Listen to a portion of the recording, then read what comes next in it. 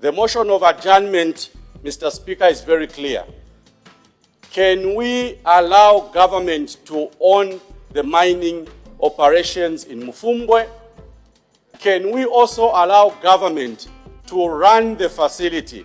Because the history of our country, Mr. Speaker, has been that when we find the resource, the first thing that comes to our mind is for us to find an investor to provide the financial resources. Now, Mr. Speaker, from where I stand, Zambia has been doing mining activities since 1930.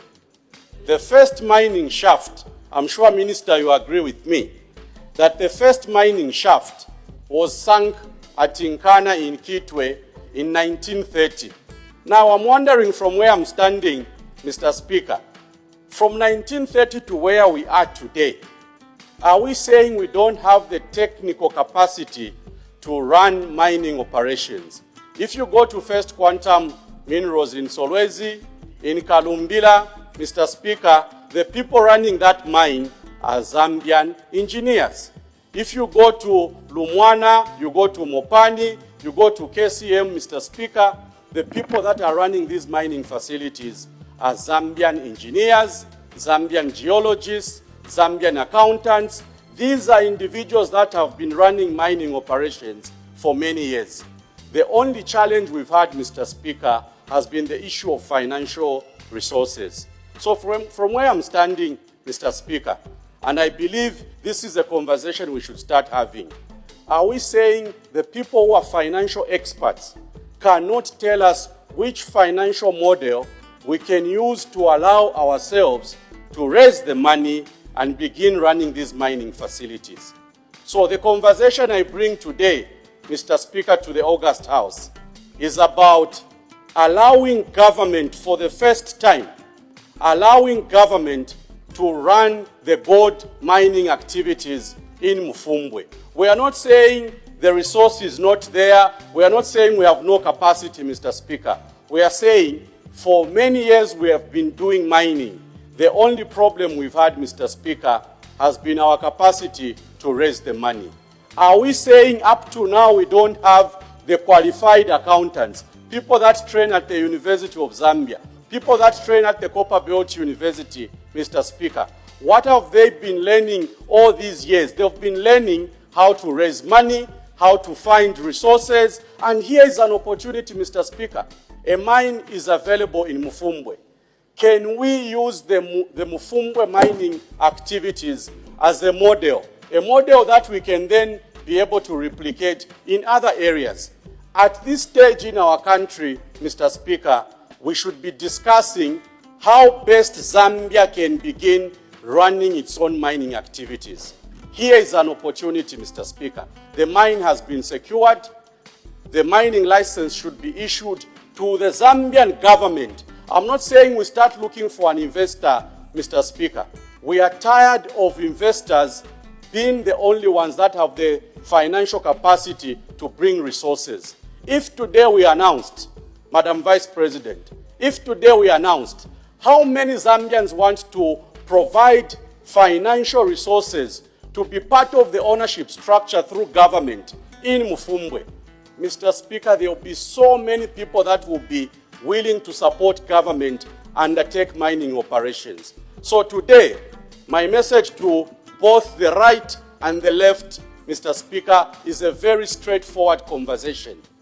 Can we, for the first time, allow ourselves to try running a mining activity?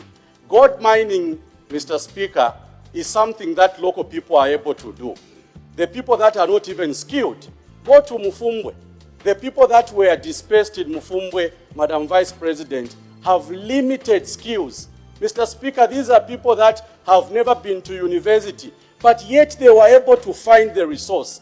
Yet they were able to use the basic tools, Mr. Speaker, to get the mineral out of Mufumbwe. So I'm asking myself, Mr. Speaker, are we saying all these years that we've trained mining engineers, all these years that we've trained mechanical engineers, electrical engineers, environmental engineers, are we saying they don't have the capacity to go into Mufumbwe, be given resources by government, get the resource out, give it to the Zambia Gold Company, Mr. Speaker, and the Zambia Gold Company sells it to the Bank of Zambia. Mr. Speaker, that will give us the financial position that Zambia deserves to have. All the rich countries, Mr. Speaker, use gold as a reserve. I was reading the report from the Bank of Zambia last week, and the figures they gave us, we only have $300 million worth of gold. That's not enough. We should be discussing $1 billion worth of gold. That is what we should be discussing. Mr. Speaker, how are we going to have $1 billion worth of gold if all the gold that we produce is being mined by foreign entities? Here's an opportunity, Mr. Speaker. Zambia has been known for mining. No wonder we are called the copper bullets. Our history, our identity as Zambia has been about mining. Here is an opportunity in Mufumbwe. Here is an opportunity in Mapatizia. Here is an opportunity in Luapula, Mr. Speaker, for us to say, can we try? Can we try? If we fail, Mr. Speaker, we'll come back to this parliament. If we fail to find the money, Mr. Speaker, we'll come back to this parliament to say, at least we tried. At least for the first time, the people in Mufumbwe were allowed to be part of the value chain. The gold was bought by the Zambian government, mined by the Zambian government, and sold to the Bank of Zambia. So from where I stand, Mr. Speaker, I speak with a lot of passion because I'm asking myself, when will that opportunity come? When are we going to say, now we are ready, now we are able to do what we have failed to do for many years? We know that mining is capital intensive, but I don't think gold mining is something we can fail to do. The locals have shown us. The people in all these local areas, Mr. Speaker, have shown us that it is possible. And that is why, for me, I'm wondering why those who have gone to school, those who have gone for training opportunities.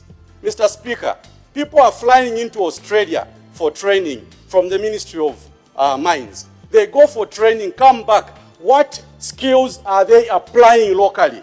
What is the use, Mr. Speaker, of us sending people to go and learn financial models? What are they learning that they can't apply in our country? And that is why today it is a clarion call, Mr. Speaker, to the Zambian qualified engineers. It is a clarion call to the qualified accountants. Everyone who is an expert in this field, Mr. Speaker, this is an opportunity for you to apply your skills. And we are urging the Ministry of Mines.